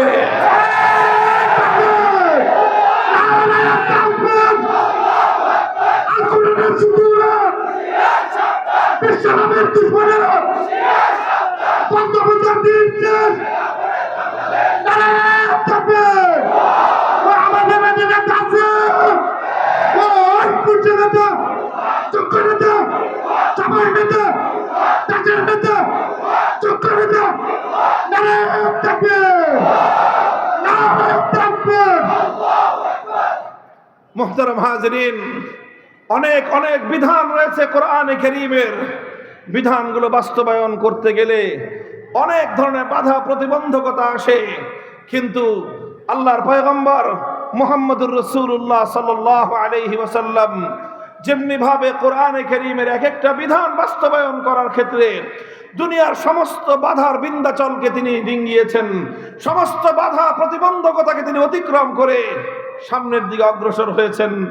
নবীর সত্যিকার আশিক উম্মতকে, আর বিশেষ করে নায়েবে নবী ওলামায়ে উম্মতকে সেভাবেই সকল বাধা অতিক্রম করে সামনের দিকে অগ্রসর হতে হবে। আমি কোরআনে কারীমের এক একটা বিধান বাস্তবায়নের দৃষ্টান্ত দেখানোর জন্য আল্লাহর নবীর জীবনী থেকে, নবীর সিরাত থেকে, সিরাতুন নবী থেকে একটা ঘটনার উদ্ধৃতি আমি আপনাদের সামনে উপস্থাপন করছি। নবী আকরাম সাল্লাল্লাহু আলাইহি ওয়াসাল্লাম 8ম হিজরিতে রমজান মাসে মক্কা বিজয় করলেন। আল্লাহর নবীর জীবনের সবচেয়ে বড় ঐতিহাসিক বিজয়। মক্কা বিজয় যখন করলেন, মক্কা বিজয় হয়ে গেল, মক্কায় আল্লাহর কোরআনের বিধান কায়েম হয়ে গেল, খেলাফত প্রতিষ্ঠিত হয়ে গেল। সেই সময় মক্কা নগরীতে একটা অপরাধ সংগঠিত হলো, চুরির অপরাধ। চোর চুরি করেছে এবং সেই চুরি করে চোর শনাক্ত হয়েছে, ধরা পড়েছে। সাধারণ কোনো মানুষ নয়, একজন মহিলা মানুষ, সাধারণ মহিলা নয়, অত্যন্ত সম্ভ্রান্ত একটা উঁচু পরিবারের একজন মেয়ে, সে চুরি করে ধরা পড়েছে। সেই মেয়েটার নাম হলো ফাতেমা। ফাতেমা নামনি একটা মেয়ে, তার বংশ পরিচয়, সে হলো বনু মখজুম গোত্রের, ফাতেমা মখজুমিয়া। বনু মখজুম গোত্রটা হলো কুরাইশ বংশের মধ্যেও অত্যন্ত সম্ভ্রান্ত একটা পরিবার, যেই পরিবারে জন্ম নিয়েছিলেন স্বয়ং আল্লাহর রাসূল সাল্লাল্লাহু আলাইহি ওয়াসাল্লামের দাদি যান। আল্লাহর নবীর যে বাবা খাজা আব্দুল্লাহ এবং নবীর চাচা খাজা আবু তালেব, এই দুই মহান ব্যক্তি যেই মহিয়সী নারীর ঔরসে যার গর্ভে জন্মগ্রহণ করেছিলেন, সেই নারী বনু মখজুম গোত্রের ছিলেন, সালমা বিনতে আইজ ইবনে ইমরান ইবনে মখজুম, আল্লাহ রসুলের দাদি। সেই পরিবারের মেয়ে। ফাফাজিআ কওমুহা ইলা উসামা ইবনে যায়েদ, যখন এই মেয়েটার চুরির ঘটনা ধরা পড়লো, তখন তার গোটা পরিবার, গোটা বংশ তারা দুশ্চিন্তাগ্রস্ত হয়ে পড়লো যে এখন তো মক্কায় আল্লাহর কোরআনের বিধান বাস্তবায়িত হবে, কোরআনের বিধান কায়েম হয়েছে, আর কোরআনের বিচার অনুযায়ী এখন চুরির শাস্তি, মেয়েটার হাত কাটা যাবে। একটা মেয়ের হাত কাটা যাবে, এটা বড় কথা নয়, বড় বিষয় হলো সঙ্গে সঙ্গে গোটা বংশের নাক কাটা যাবে। কারণ যখন তার হাত কাটা যাবে, মানুষের মধ্যে আলোচনা হবে যে বনু মখজুম গোত্রের নারীরা পর্যন্ত চুরি করে, চোর। এই কথাটায় এই বংশের সম্মান মর্যাদা ধুলোয় মিশে যাবে। কাজেই তারা চিন্তা করলো, মশওয়ারা করলো, পরামর্শ করলো, যে করেই হোক এই মেয়ের হাত কাটাটা বাধা দিতে হবে। কিভাবে বাধা দেওয়া যায়? তখন তারা তদবির করা শুরু করলো। গোটা সম্প্রদায়, তারা আল্লাহর নবীর খুব কাছের একজন মানুষ, নবীজির ঘনিষ্ঠ একজন মানুষ সম্পর্কে আল্লাহর নবীর নাতি হয়, নবীজির পালক পুত্র যায়েদ ইবনে হারেসার ছেলে উসামা ইবনে যায়েদ। সেই বনু মখজুমের পরিবারের লোকেরা উসামাকে এসে বলল যে তোমার দাদার কাছে গিয়ে বলো যে এরকম এরকম একটা ঘটনা, এই মেয়েটা কিন্তু স্বয়ং আল্লাহর নবীর আত্মীয়, নবীজির দাদির পরিবার, ব্লাড কানেকশন রয়েছে। এখন এই মেয়েটার যদি হাত কাটা যায়, বংশের মান মর্যাদা ধুলোয় মিশে যাবে। এই বংশের মান মর্যাদা ধুলোয় মিশে গেলে তাতে তো নবীজির স্বয়ং তার নিজেরও প্রেস্টিজের হ্যাম্পার হয়। কাজেই যে করেই হোক এই হাতটা যেন না কাটা যায়, বিচারটা যেন না হয়, তুমি একটা তদবির করো, তুমি চেষ্টা করো। উসামা ইবনে যায়েদ নবীজির কাছে এসে আল্লাহর নবীর কাছে সুপারিশ করলেন এবং বললেন যে হাত কাটা যাবে না, সমস্যা আছে। কি সমস্যা? এই সমস্যা। এই কথা যখন তিনি বললেন, ফাতালাওয়ানা ওয়াজহু রাসূলিল্লাহি সাল্লাল্লাহু আলাইহি ওয়াসাল্লাম, হাদিসের কিতাবের ভাষ্য, আমার নবীর চেহারার রং বদলে গেল। আল্লাহর নবী যখন রাগান্বিত হতেন, নবীজি যখন রাগান্বিত হতেন, নবীর চেহারার রং বদলে যেত, লাল বর্ণ ধারণ করত। ফাকা আন্নামা ফুকিআ ফি ওয়াজিনাতাইহি হাব্বুর রুম্মান, মনে হতো যেন নবীজির মুখমণ্ডলের মধ্যে বেদানার রস ছিটিয়ে দেওয়া হয়েছে, এমন লাল টুকটুকে হয়ে যেত আল্লাহর নবীর চেহারা। নবীর চেহারা ওরকম রক্তিম বর্ণ ধারণ করলো। নবীজি ধমক দিলেন উসামাকে, আতাশফাউ ফি হাদ্দিম মিন হুদুদিল্লাহ, উসামা তোমার এত বড় দুঃসাহস, এখন আমি আল্লাহর কোরআনের বিধান বাস্তবায়ন করব, আল্লাহর হুকুম বাস্তবায়ন করব, সেই সময়ে তুমি বাধা দিতে তদবির করার জন্য এসেছো। খবরদার, হুঁশিয়ার করে দেই তোমাকে, ভবিষ্যতে আর কোনোদিন এই ধরনের কোনো কথা নিয়ে, তদবির নিয়ে আমার কাছে আসবে না। আল্লাহর নবী উসামাকে ধমক দিয়ে বুঝতে পারলেন শুধু উসামাকে একা ধমক দিয়ে তো কাজ হবে না, কারণ বিষয়টা তো শুধু উসামার একার নয়, এই বিষয়টার সঙ্গে আমার গোটা বংশ জড়িত, বনু মখজুম গোত্র জড়িত, কুরাইশ বংশ জড়িত। এটার পিছনে গোটা আরবের শত বছরের জাহিলিয়াত এই বিষয়ের পেছনে আছে। কাজেই শুধু উসামা একাকে ধমকে কাজ হবে না, গোটা আরববাসীকে, মক্কার অধিবাসীদেরকে সংশোধন করতে হবে। এই জন্য আল্লাহর নবী মক্কার অধিবাসীদেরকে জমায়েত করলেন। ফালাম্মা কানাল আশিয়্যু কামা রাসূলুল্লাহ সাল্লাল্লাহু আলাইহি ওয়াসাল্লাম, বিকাল বেলায় আসরের নামাজের পরে আল্লাহর নবী দাঁড়িয়ে গেলেন জাতির উদ্দেশ্যে ভাষণ দেওয়ার জন্য। পবিত্র বাইতুল্লাহর সামনে আল্লাহর নবী দাঁড়ালেন। বাইতুল্লাহর চত্বরে গোটা মক্কাবাসী একত্রিত। আল্লাহর নবী মক্কার লোকদেরকে ডেকে বললেন যে দেখো, ইন্নামা হালাকা মান কানা ক্বাবলাকুম ইযা সারাকা ফীহিমুদ দাঈফ আকামু আলাইহিল হাদ ওয়া ইযা সারাকা ফীহিমুশ শরীফ তারাকুহু। হে আমার আরববাসী, হে আমার মক্কার অধিবাসী, হে আমার কুরাইশ বংশের আমার আত্মীয় স্বজন, আমার আপনজনেরা, তোমরা শুনে রাখো, আল্লাহ পাক রব্বুল আলামিন অতীতকালে পৃথিবীর অনেক জাতিকে আল্লাহ ধ্বংস করে দিয়েছেন। কি অপরাধ ছিল তাদের? তাদের অপরাধ ছিল যখন তাদের মধ্যে কোনো প্রভাবশালী মানুষ, কোনো সম্ভ্রান্ত মানুষ, কোনো পাওয়ারফুল ক্ষমতাবান মানুষ, কোনো শক্তিশালী মানুষ যখন তাদের মধ্যে কোনো অপরাধ করত, কোনো টাকা পয়সাওয়ালা শিল্পপতি অথবা কোনো ক্ষমতাবান রাজনৈতিক নেতা অথবা কোনো পাওয়ারফুল কোনো সম্ভ্রান্ত কোনো ব্যক্তি, প্রভাবশালী ব্যক্তি, এমপির শালা, মন্ত্রীর দুলাভাই, চেয়ারম্যানের খালু, এই জাতীয় লোকজন, প্রভাবশালী লোকজন, শিল্পপতি, টাকা পয়সাওয়ালা, ইন্ডাস্ট্রিয়ালিস্ট, রাজনৈতিক নেতা, এই জাতীয় লোকেরা যখন তাদের মধ্যে অপরাধ করত, তখন সেই লোকের উপর কোনো আইনের শাসন প্রয়োগ করা হতো না, নানা সিস্টেম করে তাদেরকে পার করে দেওয়া হতো। আর সেই একই অপরাধ যখন করতো ওয়াইদা সারাকা ফীহিমুদ দাঈফ, ওই একই অপরাধ করলো কোন গরিব মানুষ, কোন মেহনতি মানুষ, কোন খেটে খাওয়া কৃষক, শ্রমিক, মজদুর, রিকশাওয়ালা, ভ্যান গাড়ি চালক, ঠেলা গাড়িওয়ালা, নৌকার মাঝি, রাস্তার টোকাই, এই ধরনের দুর্বল মানুষ যখন ওই একই অপরাধ করত, আকামু আলাইহিল হদ, তখন গোটা সমাজ মিলে বলতো যে অপরাধ করেছে, আইনের শাসন 100 ভাগের জায়গায় 200 ভাগ কায়েম করো। সবলের উপর একরকম বিচার, দুর্বলের জন্য আরেক রকম বিচার, বড় লোকের জন্য এক বিচার, গরিবের জন্য আরেক বিচার, সরকারি দলের এক বিচার, বিরোধী দলের জন্য আরেক বিচার। আল্লাহর নবী বলেন, যখন কোন সমাজের মধ্যে এই রকম বৈষম্য সৃষ্টি হয়, যখন কোন সমাজের মধ্যে এই ধরনের বৈষম্য দেখা দেয়, এ বৈষম্য করা, বিচার ব্যবস্থার মধ্যে এরকম বৈষম্য তৈরি করা, এটা মামুলি কোনো অন্যায় নয়, এটা ছোটখাটো কোনো অপরাধ নয়, বরং এটা এত জঘন্য অপরাধ, যেই সমাজের বিচার ব্যবস্থায় বৈষম্য তৈরি হয়, যেই সমাজের মধ্যে একদল মানুষের জন্য এক বিচার, আরেক দল মানুষের জন্য আরেক বিচার, একই অপরাধ করলে একজনের সাজা হবে, ওই একই অপরাধ করলে আরেকজন পার পেয়ে যাবে, এমন বৈষম্য যেই সমাজে তৈরি হয়, সেই সমাজকে আমার আল্লাহ পাক ধ্বংস করে দেন।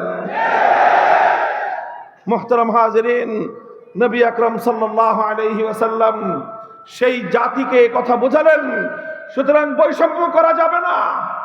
তোমরা মনে করেছো, তদবির নিয়ে এসেছো আমার কাছে, যে আমার আত্মীয়, আমার রক্তের সম্পর্ক, আমার দাদির পরিবারের লোক অপরাধ করেছে, এই জন্য মনে করেছো যে আমি তাকে ছেড়ে দিব, আমি তার উপর আল্লাহর কোরআনের বিধান বাস্তবায়ন করব না, এই কথা মনে করে তোমরা আমার কাছে তদবিরের জন্য তোমরা উসামাকে পাঠিয়েছো।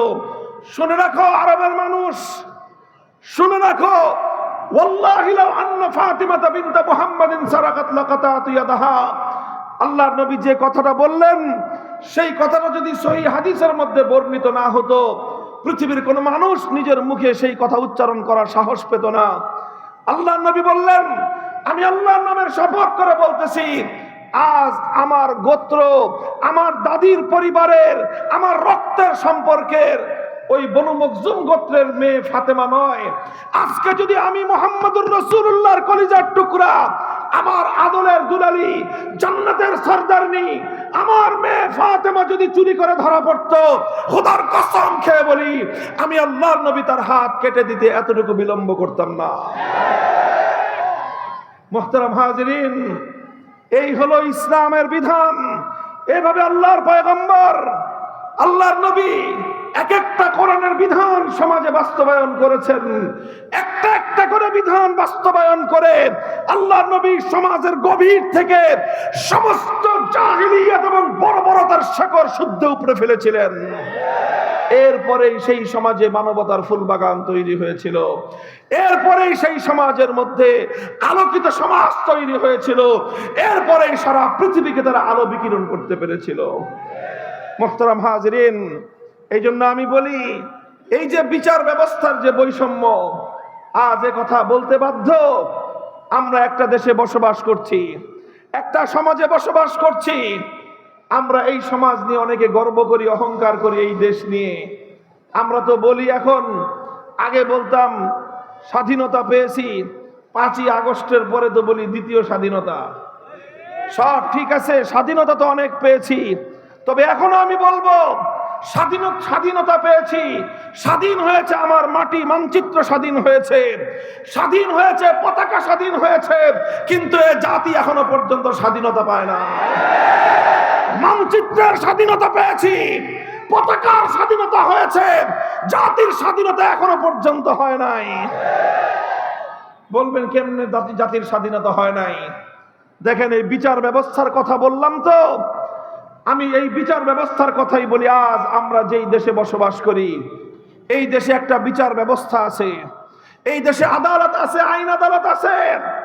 আদালতে বিচারপতি সাহেবান বিচার করে থাকেন, সব আছে, কিন্তু যেই কথাটা না বললেই নয়, তিক্ত বাস্তবতা হলো এই বিচার ব্যবস্থার মূল কথা হলো এই, টাকা আছে যার, বিচার আছে তার।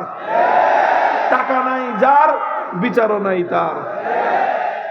এটা আপনারা কতটা বুঝেন আমি জানি না। যারা আমার মতো কারাগারের অন্ধকার প্রকোষ্ঠে থেকেছেন, আর কারাগারের সেই অন্ধকার জগতের, কারাগারের সেই দুর্ভেদ্য দেয়ালের মধ্যে বন্দী মানবতার আর্তনাদ যারা শুনেছেন, অসংখ্য অগণিত দরিদ্র পীড়িত, অসংখ্য অগণিত সাধারণ আয়ের দুষ্ট দুঃখ কষ্ট ক্লিষ্ট সেই মানুষের চেহারাগুলো যারা দেখেছেন, তাদের হাহাকার চিৎকার আর আর্তনাদ যারা শুনেছেন, তারা এই কথার বাস্তবতা বুঝতে পারবেন। মনে করেন যে একটা অপরাধ করেছে 4-5 জনে মিলে, 4-5 জনকে পুলিশে ধরলো, যে কোনো ভাবে ধরা পড়লো। 4-5 জনের মধ্যে মনে করেন 2 জন হলো শিল্পপতির ছেলে, আর 3 জন হলো ঠেলা গাড়িওয়ালা রিক্সাওয়ালার ছেলে। এখন কি হবে? যারা কোটিপতি সঙ্গে সঙ্গে গিয়ে 1 লাখ 2 লাখ 5 লাখ যত টাকা লাগে টাকা খরচ করে বড় বড় উকিল, ব্যারিস্টার, আইনজীবী ভাড়া করবে। কথা বলেন? বাস সে আইনজীবী মুভ করবে, সিএমএম কোর্টে না হয় জজ কোর্টে যাবে, জজ কোর্টে না হয় হাইকোর্টে যাবে। 1 মাস 2 মাস 3 মাস 6 মাসের মাথায় জামিন হয়ে বুক ফুলিয়ে সে বের হয়ে আসবে। একই মামলায় কেস পার্টনার রিক্সাওয়ালার ছেলে, ওই রিক্সাওয়ালার কপালে 1 লক্ষ টাকা জোগাড় করা জীবনে সম্ভব নয়।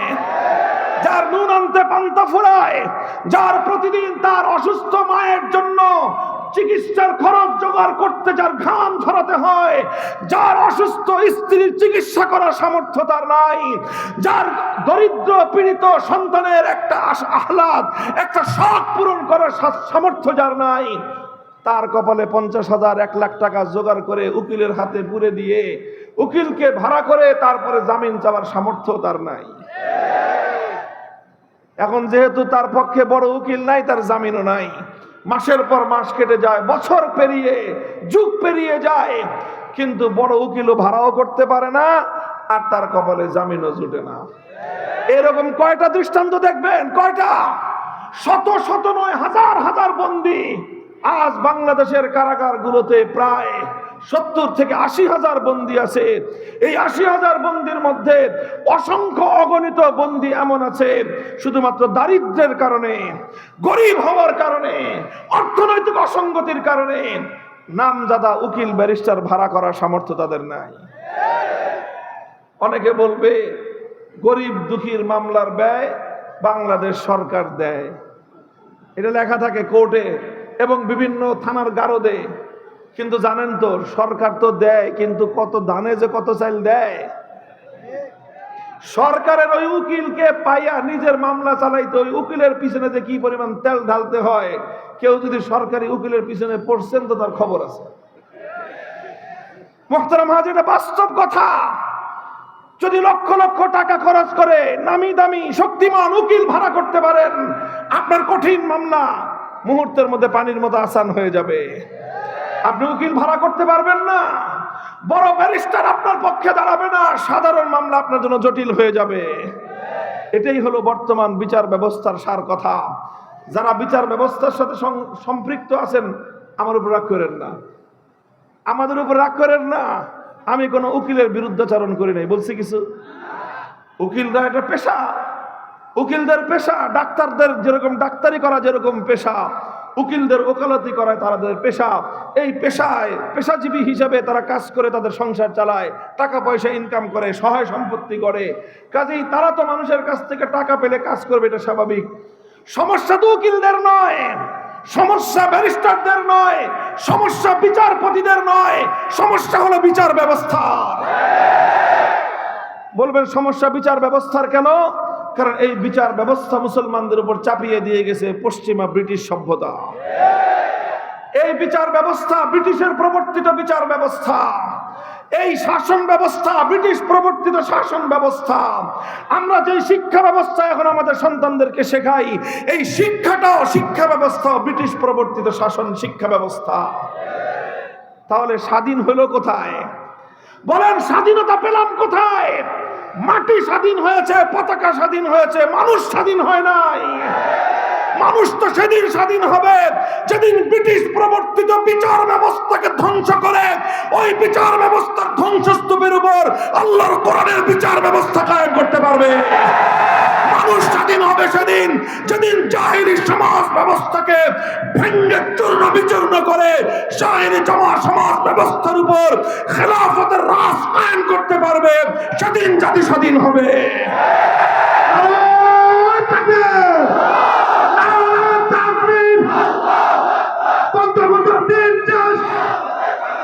আগামীর বাংলাদেশ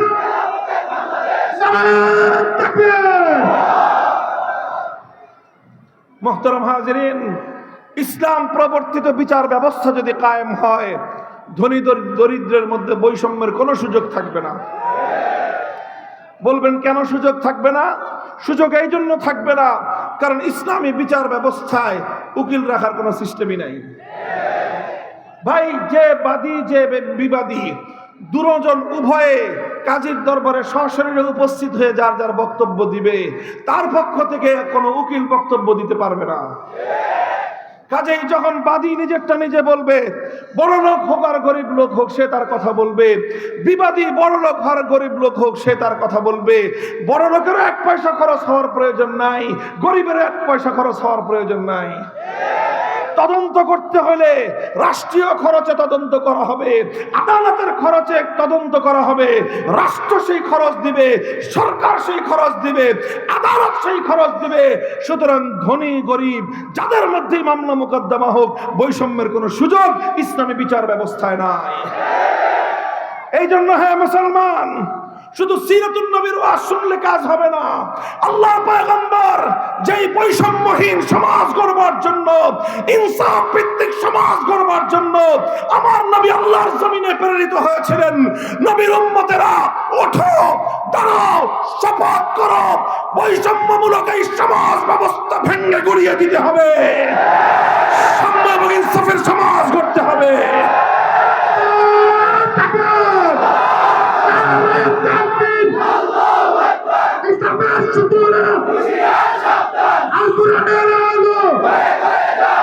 আগামীর বাংলাদেশ আমাদের মধ্যে নেতা আছে,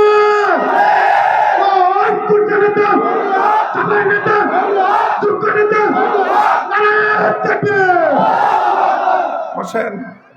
মোহতারাম হাজিরিন, মনে রাখবেন, ইনসাফ, ন্যায়পরায়ণতা, সাম্য কায়েম করা, বেইনসাফি দূর করা সমাজ থেকে, এটা শুধুমাত্র বৈষম্য বিরোধী ছাত্র নেতৃবৃন্দের দায়িত্ব একা নয়। বৈষম্যহীন সমাজ গড়া, ইনসাফপূর্ণ সমাজ গড়া, সমাজ থেকে, রাষ্ট্র থেকে, জাতির মধ্য থেকে সমস্ত অন্যায়, অবিচার, বেইনসাফি দূর করার দায়িত্ব সমস্ত উম্মতে মুহাম্মাদীর, বিশেষ করে আলেম সমাজের দায়িত্ব এটা। আল্লাহর কোরআন সূরাতুল হাদীদের মধ্যে আল্লাহ বলেছেন, লাকাদ আরসালনা রুসুলানা বিল বায়িনাত ওয়া আনজালনা মাআহুমুল কিতাবা ওয়াল মিজান লিয়াকুমান নাসু বিল কিসতি। আল্লাহ বলেছেন, আমি সমস্ত নবী রাসূল দুনিয়াতে প্রেরণ করেছি, সমস্ত আসমানি কিতাব আমি নাজিল করেছি। মৌলিক একটা উদ্দেশ্য হলো মানব সমাজের মধ্যে ইনসাফ কায়েম করা। আমাদের আলেমদের কাছ থেকে, হুজুরদের কাছ থেকে এক শ্রেণীর মানুষ ইনসাফের কথা, বৈষম্যহীন দেশ গড়ার কথা, সমাজ গড়ার কথা শুনতে চায় না। তারা শুধু আমাদের কাছ থেকে ওয়াজ শুনতে চায়, আখিরাতের ওয়াজ। তারা শুধু আমাদের কাছ থেকে শুনতে চায় কবরের ওয়াজ। তারা বলে যে হুজুর, মাটির নিচে যা আছে বলেন, আসমানের উপরে যা আছে বলেন। আসমানের নিচে আর মাটির উপরে যা আছে এগুলো তো রাজনীতিবিদরাই বলবে। এটা আরেকটা জাহেলিয়াত। আজ এই ব্রিটিশ প্রবর্তিত পশ্চিমা এই ধোঁকাবাজির রাজনীতি, এই বিলাসিতার রাজনীতি, এই পুঁজিবাদের রাজনীতি, এটাই সমাজকে ধ্বংস করে সেরেছে। এই ধোঁকাবাজির রাজনীতি সর্বপ্রথম লক্ষ কোটি মুসলমানের ঈমান হরণ করেছে। সমাজকে, মুসলমানদেরকে ইহুদি এবং খ্রিস্টানদের গোলামে পরিণত করেছে। হে মুসলমান, আল্লাহর কোরআন যে রাজনৈতিক দর্শন দিয়েছে, তুমি মুসলমান যদি রাজনীতি করতে হয়, কোরআনের বাইরে রাজনীতি কোনো মুসলমান করতে পারে না। সে আওয়াজ তুলতে হবে আজকে, সে কথা বলতে হবে বলিষ্ঠ কণ্ঠে। হে আমাদের যুব সমাজ, বিশেষ করে তরুণ সমাজ, মেহনতি সমাজ, ছাত্র সমাজ, তোমরা যদি দাঁড়িয়ে যাও, ইনশাআল্লাহ আগামীর বাংলাদেশ হবে আল কোরআনের বাংলাদেশ।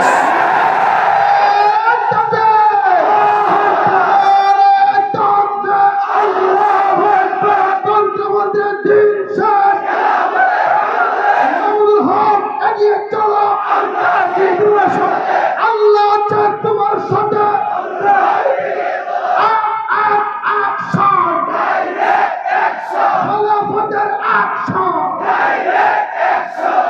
এই সমাজ বাঁধতে হবে, দিনের বিজয় আনতে হবে,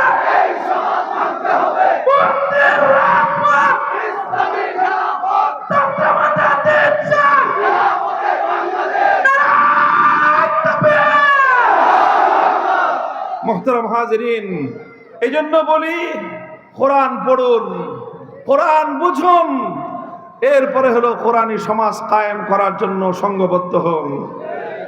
তৈরি আছেন ইনশাআল্লাহ? আল্লাহর কোরআনের কারীমকে নিয়ে আল্লাহর পয়গম্বরের সর্বশেষ দায়িত্ব ছিল, যেটা নবীজি করেছেন, সেটা হলো মানুষকে প্রথমে আল্লাহর কোরআনের তেলাওয়াত শিখিয়েছেন, শুনিয়েছেন, তারপরে কোরআনের মর্ম বুঝিয়েছেন, এরপরে কোরআনে কারীমের এক একটা বিধান আল্লাহর জমিনে বাস্তবায়ন করেছেন। এরপরে আল্লাহর নবী মানুষকে শুধুমাত্র একবার দুইবার কোরআনের বিধান বাস্তবায়ন করে ক্ষান্ত হন নাই, বরং প্রতিটা মানুষের আখলাক, তার চরিত্র এমন ভাবে গঠন করেছেন যে প্রতিটা মানুষের চরিত্র আল্লাহর কোরআনী চরিত্রে পরিণত হয়েছে। কাজেই এটাই হলো তাজকিয়া, কোরআনী চরিত্র গঠন করতে হবে। কোরআনী চরিত্র গঠন করার জন্য কোরআনী সমাজ গড়তে হবে। কোরআনী সমাজ গড়ার জন্য আল্লাহর কোরআনকে বুঝতে হবে, অনুধাবন করতে হবে। এইভাবে আল্লাহর কোরআনকে কেন্দ্র করে একটা সমাজ আমরা গড়তে চাই। আমাদের সঙ্গে আপনারা কাজ করবেন তো ইনশাআল্লাহ? দেখেন, আমাদের দুনিয়ার কোনো স্বার্থ নাই, রাজনৈতিক কোনো ধান্দা আলহামদুলিল্লাহ আমাদের নাই। আমরা আমাদের ব্যক্তিগত কোনো স্বার্থে আপনাদেরকে আহ্বান জানাই না। আমাদের একমাত্র আহ্বান আল্লাহর কোরআনের পক্ষে। আমাদের একমাত্র আহ্বান আল্লাহর নবী যেই সমাজ দুনিয়াতে কায়েম করে উম্মতের সামনে যেই মডেল, যে আদর্শ পেশ করে গিয়েছেন, আমরা সেই আল্লাহর নবীর মডেলের উপরে একটা সমাজ গড়তে চাই। আলহামদুলিল্লাহ, বাংলাদেশ ধীরে ধীরে সেদিকেই অগ্রসর হয়ে যাচ্ছে। কথা বলেন ঠিক না বেঠিক? এদেশের তরুণ সমাজ জাগতে শুরু করেছে। এদেশের তরুণ সমাজ এখন আল্লাহর কোরআনের চেতনা বুকে ধারণ করতে শুরু করেছে। এদেশের তরুণ সমাজ তারা ফ্যাসিবাদের বিরুদ্ধে, স্বৈরাচারের বিরুদ্ধে, জালিমের বুলেটের মুখে বুক চিতিয়ে আবু সাঈদের মতো দাঁড়িয়ে যেতে শিখেছে।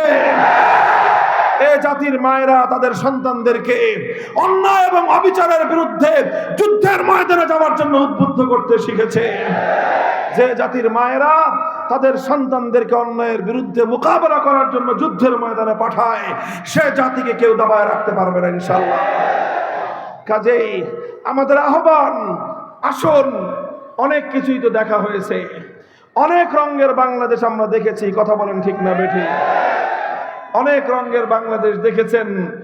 এক সময় আমরা দেখেছি সোনার বাংলাদেশ, তারপরে এসে আরেকজন গেয়েছেন নতুন বাংলাদেশের গান, তারপরে আরেকজন এসে দেখালেন সবুজ বাংলাদেশের চিত্র, এরপরে আরেকজন এসে বললেন ডিজিটাল বাংলাদেশের গল্প, সর্বশেষ দেখা হলো স্মার্ট বাংলাদেশ। যা কিছু দেখলাম, মানুষের কপালে শান্তি জুটে নাই। এবার আমরা একটা নতুন বাংলাদেশ দেখতে চাই। সে বাংলাদেশ হবে ইসলামের বাংলাদেশ, সে বাংলাদেশ হবে খেলাফতের বাংলাদেশ। ওই তাকায় দেখো, তাকায় দেখো, পৃথিবীর দিকে দিকে মুসলমানরা জেগে উঠেছে। খোরাসানের মুসলমানরা ইমারতে ইসলামিয়া কায়েম করে সারা দুনিয়ার সমস্ত বড় বড় তাগুতি শয়তানি শক্তিদের শক্তির সঙ্গে চোখে চোখ রেখে কথা বলতে শুরু করেছে। সারা পৃথিবীকে তারা টক্কর দিয়ে পৃথিবীর কোন আধুনিক রাষ্ট্রের কোন সমর্থনের প্রয়োজন হয় নাই। তারা ইমারতে ইসলামিয়া গঠন করে আল্লাহর কোরআনের রাজ কায়েম করে বিশ্ব দরবারে মাথা উঁচু করে তারা দাঁড়িয়ে গেছে। ওই তাকায় দেখো সিরিয়ার মুসলমানেরা 53 বছরের বাশার আল আসাদ, আসাদ আল হাফিজদের তাদেরকে উৎখাত করে আল্লাহর কোরআনের হুকুমত সেখানে তারা ঘোষণা দিয়েছে। সেই দামেস্কের শুভ্র সাদা মিনার এখন মুসলমানদের হাতে, যেই মিনারে আসমান থেকে অবতরণ করবেন সাইয়্যিদুনা হযরত ঈসা আলাইহিস সালাতু ওয়াস সালাম। ওই তাকায় দেখো ফিলিস্তিনের হামাসের মুজাহিদিনরা কিভাবে তারা বুক টান করে ছোট্ট ছোট্ট শিশুরা পর্যন্ত জায়নবাদী ইহুদিদের মোকাবেলায় মাঠে নেমেছে। খোরাসান থেকে ফিলিস্তিন, দামেস্ক থেকে নিয়ে বাগদাদ পর্যন্ত মুসলমানরা যেভাবে জেগে উঠছে, আল্লাহর কসম খেয়ে বলে ইনশাআল্লাহ ইসলামের এই অগ্রযাত্রা রুখে দেওয়ার সাধ্য পৃথিবীর কোন শক্তির হবে না। এখন কথা হলো, আমরা বাংলাদেশের মুসলমান ঘুমায় থাকবো না, জেগে উঠবো। যদি জেগে উঠো, আলহামদুলিল্লাহ 5ই আগস্টের বিপ্লব আমাদের চোখে আঙুল দিয়ে দেখিয়ে দিয়েছে বিপ্লবের জন্য অনেক বড় রাজনৈতিক দলের প্রয়োজন নাই, বড় নেতার দরকার নাই।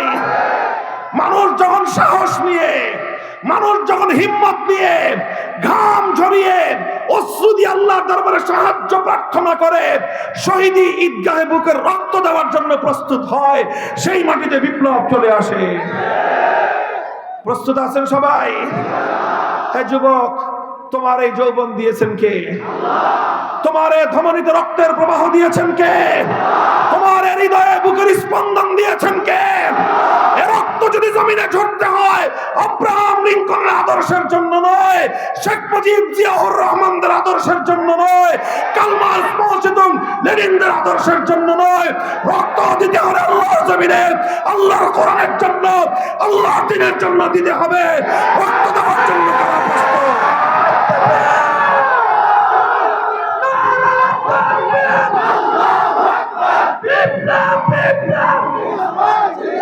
বিপ্লবের ঘোষণা, লা ইলাহা ইল্লাল্লাহ। এই সমাজ মানতে হবে, দিনের বিজয় আনতে হবে, এই সমাজ মানতে হবে। নয়তো খেলাফত, নয়তো শাহাদাত, দিন বিজয়ের সংগ্রাম চলতেই চলবে।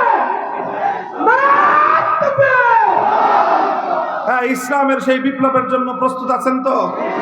কারা কারা প্রস্তুত আছেন? হাত তুলে দেখান, হাত তুলেন। রাজি আছেন তো ইনশাআল্লাহ? হাত নামান, হাত নামান, হাত নামান। এই বিপ্লব শুধু স্লোগান দিয়ে হবে না, শুধু বক্তৃতা দিয়েও হবে না। এই বিপ্লবের জন্য সর্বপ্রথম ঘাম ঝরানো পরিশ্রম করতে হবে। মানুষের কাছে কাছে আল্লাহর কোরআনের সমাজ গড়বার দাওয়াত নিয়ে যেতে হবে। এই ঘাম ঝরানো পরিশ্রম করবেন। এরপরে লাগবে হলো আরেকটা জিনিস, আল্লাহর কাছে সাহায্য চাইতে হবে। আল্লাহর সাহায্য ছাড়া কোনোদিনও হবে না। এজন্য চোখের অশ্রু দিয়ে আল্লাহর কাছে সাহায্য চাইতে হবে। চাইবেন তো? ঘাম আর অশ্রু যখন দিতে থাকবো আমি আর আপনি, ঘাম আর অশ্রুর মাধ্যমে এই জমিন বিপ্লবের জন্য উর্বর হয়ে উঠবে।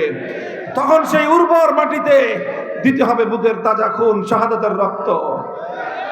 শহীদি ঈদগাহে মাথায় কাফনের কাপড় পরে আল্লাহর দ্বীনের জন্য অকাতরে জীবন দেওয়ার জন্য কারা প্রস্তুত আছেন?